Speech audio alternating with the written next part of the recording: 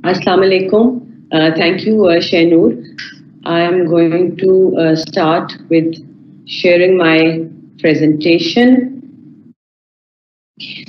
So, as Shainur mentioned, the title of my presentation today is Improving the Routine EPI Coverage in Pakistan, Progress and Challenges.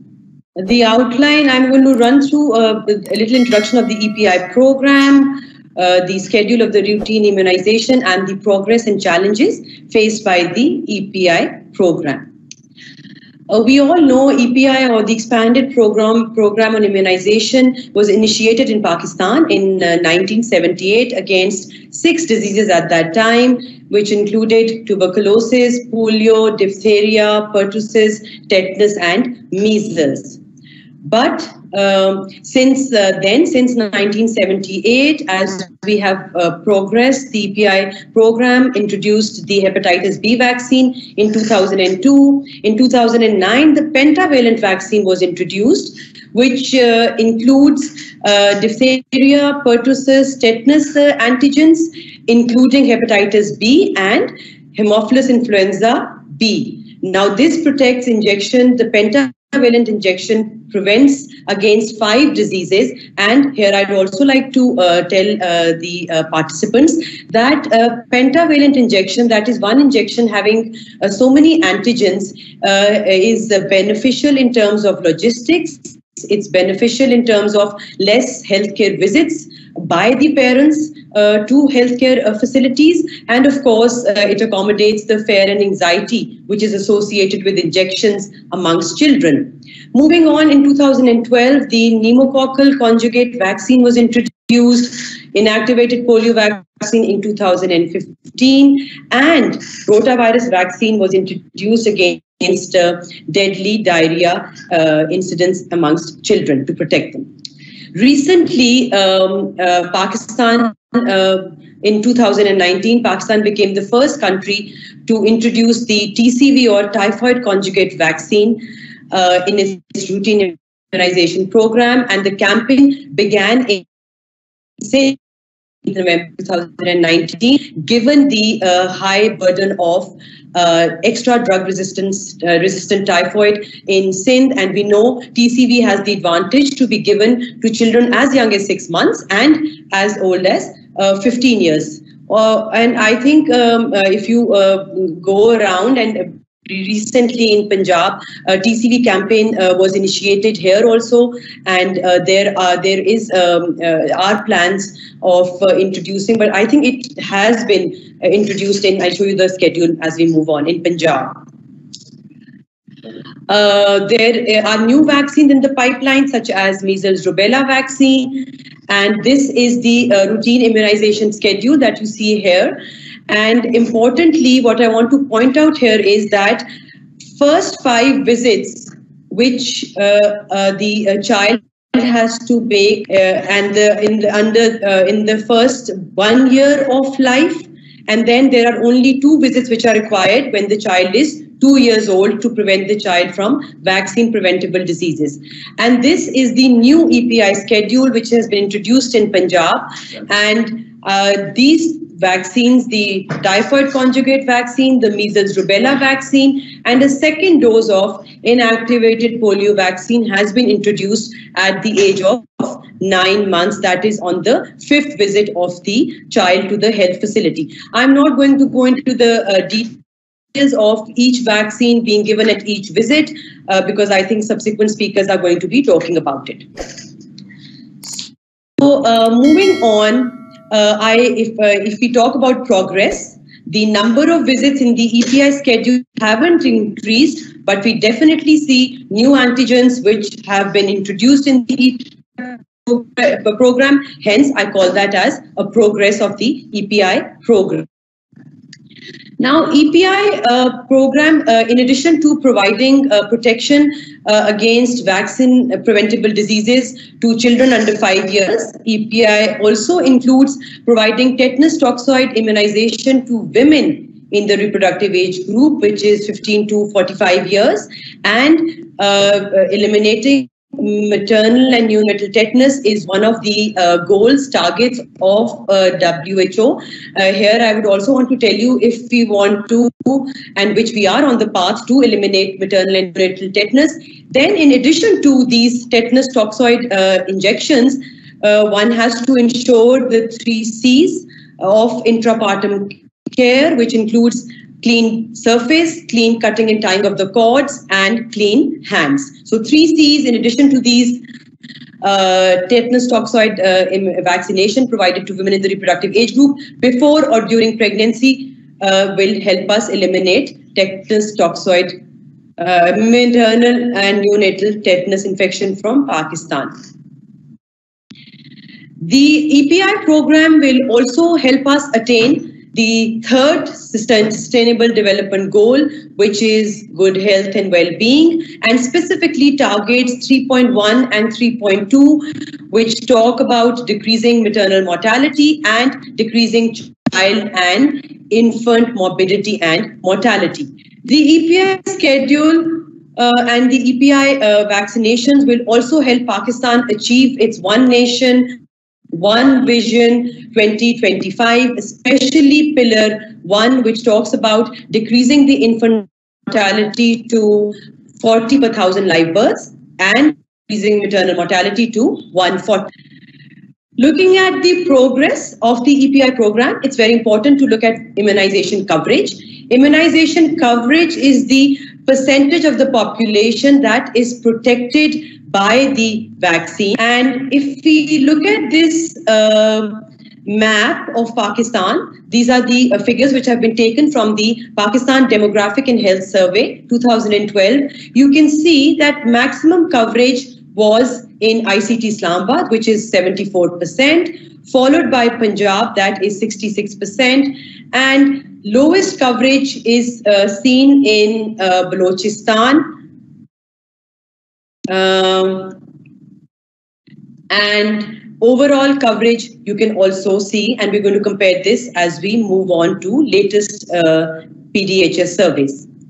There were only 5% children who did not receive any of the recommended vaccines according to 2012 PDHS. This slide highlights the trends in vaccination coverage from 1990 PDHS to 2012 PDHS amongst children aged 12 to 23 months of age. And you can see that when we talk about BCG vaccine or DPT3 or polio3 and measles, we can see an upward trend. In measles, there is from 1990 to 2012, we see an increase from 50% to 61% coverage and improvements in all other vaccines. And this downward trend is seen amongst children who did not receive any vaccination. And that is also a very positive sign. From 28% in 1990, we see the number of non-immunized children having decreased to 5%. This, of course, is again progress made by the EPI program. The latest PDHS survey 2017 to 2018 shows us an overall coverage of 66%. Only 4% children did not receive any of the recommended vaccines according to this survey. Here I've tried to show you the comparison of overall vaccination coverage of EPI program from 1990 to 2017. And as can be seen, we move up from 35% overall coverage to 66% coverage in 2017 to 2018, which again is a positive sign. Now, the trend in childhood vaccination, I've mentioned the upward trend of basic vaccination, but also please notice the red line. We have moved down from 28% to 4% amongst children who did not receive any of the recommended EPI vaccines. Here I have tried to show region-wise comparison of immunization coverage between PDHS 2012 to PDHS 2017. And you can see that maximum improvement in overall coverage has been shown by Sindh province. That is from 29% to 49%, so a 20% improvement. Punjab showed a 14% improvement in vaccination coverage. So did Balochistan, 13%. GB showed 10%. Khyber Pakhtunkhwa showed a slight coverage, and ICT, Islamabad Capital Territory, showed a fall in coverage from 74% to 68%. This vaccination coverage by region, according to 2017 to 18 PDHS, compares 3 different types of vaccination coverage. Coverage of all basic vaccinations, all age-appropriate vaccinations from 12 to 23 months, all age-appropriate vaccinations from 24 to 35 months. And as can be appreciated, Punjab has shown best coverage in all 3 categories, whereas Balochistan and FATA have shown least coverage in all 3 categories.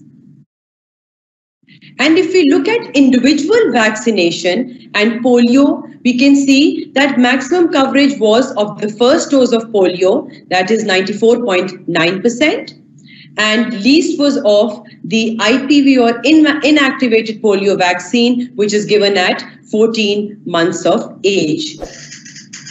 Now, a similar trend is seen with all other vaccinations, that is maximum coverage of the first dose, 85.2 for pentavalent, and least for the third dose, that is 74.7% for the third dose of pentavalent. Similarly, measles vaccine, you can see first dose has better coverage as compared to the subsequent doses. Similarly with pneumococcal vaccination. Here I've talked about coverage vis-a-vis regional coverage vis-a-vis individual vaccines. But if we look at the status of maternal and neonatal tetanus elimination, I want to emphasize here and tell you people that Pakistan is one of the 34 countries which have not achieved the global targets of eliminating maternal and neonatal tetanus elimination, and the program was launched in 1999. Here I would also want to tell you what we mean by maternal and neonatal tetanus elimination, which is defined as less than 1 case of neonatal tetanus per 1,000 live births per year in all areas or districts of a country.